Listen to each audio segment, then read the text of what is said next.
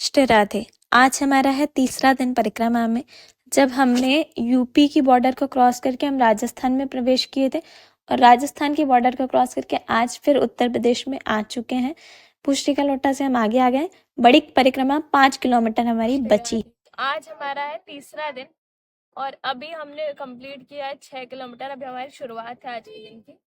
तो आज हमारा टारगेट है कि हमको जतीपुरा, जो यहाँ से 2 किलोमीटर है, जतीपुरा के बाद 1 किलोमीटर और चलना है। तो 3 किलोमीटर अगर हम चलेंगे तो कल हम बड़ी परिक्रमा पूरी करके छोटी परिक्रमा की शुरुआत कर देंगे। ऐसा हमने सोचा। आगे ठाकुर जी गिरिराज जी जैसा कराए वैसा चलता रहेगा।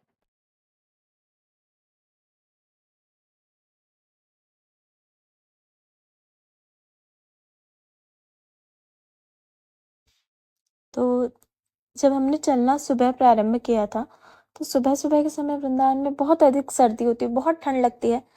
पर परिक्रमा करते करते, क्योंकि दंडवत करने में श्रम होता है, करते करते दोपहर तक आपको गर्मी लगने लगती है। तो शाम होते होते हम लोग जतीपुरा पहुंचे। मुकुट मुखारविंद के आगे ये दंडवती शिला का मंदिर है। हमने यहाँ दर्शन किए और यहाँ से अपनी दंडवत परिक्रमा आगे करते हुए हम लोग आगे बढ़ रहे हैं। मुकुट मुखारविंद के मंदिर के बाद यानी जतीपुरा के बाद हम लोग 1 किलोमीटर लगभग और चल करके अपने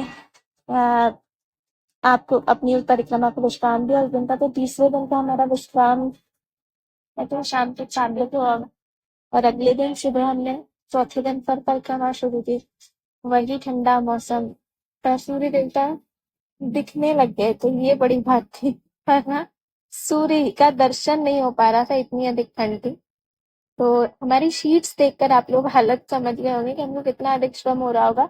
ये वाइट शीट्स थी और इतनी गंदी हो चुकी है, इतना रज में बिल्कुल लोट-पोट हो जाते थे, पर फिर भी इतना आनंद आता था।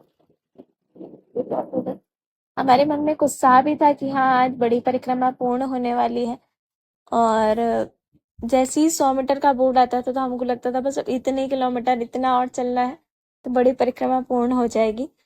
तो बस उत्साह के साथ हमने चौथे दिन की परिक्रमा फिर प्रारंभ की और माँ भी मेरे साथ बहुत उत्साह से करती थी। ऐसा एक बार भी उन्होंने अनुभव नहीं किया, ना करवाया कि आप बहुत थक चुके हैं।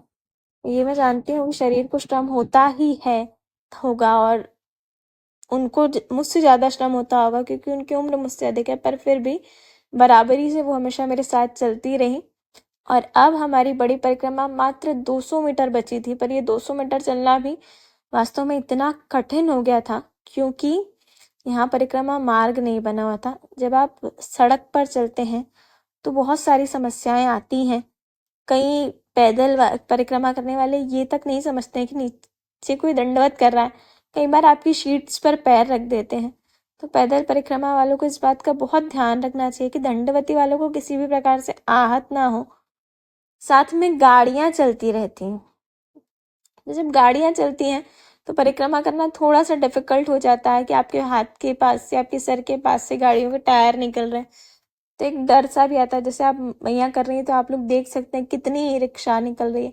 साथ ही परिक्रमा करने वालों को इस बात का बहुत ध्यान रखना चाहिए कि परिक्रमा मार्ग में गंदगी ना हो, क्योंकि पैदल भी व्यक्ति परिक्रमा जब करता है तो नंगे पैर करता है और दंडवती वालों को इससे बहुत अधिक समस्याएं होती हैं। इसलिए प्लीज आप लोग इस बात का ध्यान रखिए कि परिक्रमा मार्ग को साफ स्वच्छ बना के रखिए। गिरिराज जी हमारे आराध्य हैं, तो अपने आराध्य के घर में जाकर गंदगी करना ये बिल्कुल गलत है, क्योंकि ये जो आप कर रहे हैं ना, इससे सिर्फ गिरिराज जी का ही मान भंग नहीं हो रहा, जो लोग परिक्रमा करते हैं, जो संत, जो ब्रजवासी वहाँ रहते हैं, उन सबको कष्ट होता है। इसलिए आप इस बात का बहुत ध्यान रखिए कि परिक्रमा मार्ग में बिल्कुल भी गंदगी ना करें, उसको साफ रखें, स्वच्छ रखें। तो जैसे तैसे करके गाड़ियों के बीच में से निकलते हुए बहुत अधिक श्रम होने के बाद यहाँ आप देख सकते हैं कितना अधिक ट्रैफिक है और पैदल परिक्रमा वाले भी बिल्कुल पास से ही निकलते हैं। वो ऐसा भी नहीं करते कि थोड़ी दूरी से निकल जाए।